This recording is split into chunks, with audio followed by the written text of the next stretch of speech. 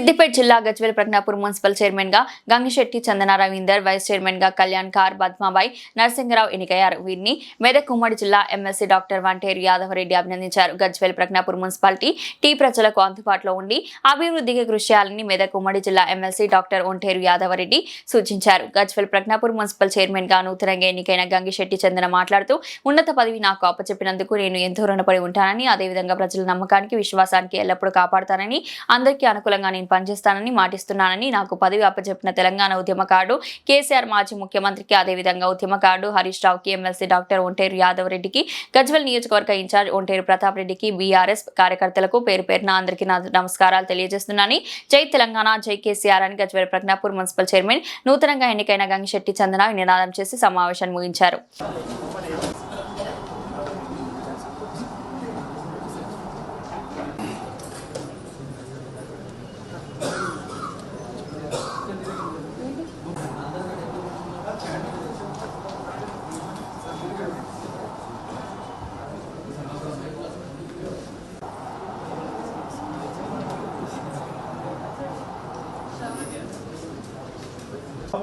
Phone deposit చేపిస్తే అక్కడ Google phone deposit చేయించేది.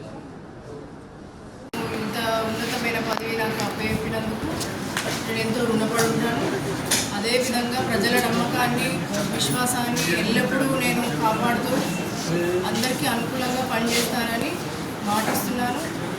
మన ఉద్యమకారుడు కేసీఆర్ గారు, హరీష్ అన్న గారు, ఎమ్మెల్సీ యాదవ్ రెడ్డి సార్ గారు, ప్రతాపన్న గారు, మరియు అందరూ బీఆర్ఎస్ కార్యకర్తలందరికీ కృతజ్ఞతలు. నాకు ఇంత మంచి అవకాశాన్ని ఇచ్చి బాధ్యతను అప్పచెప్పారు.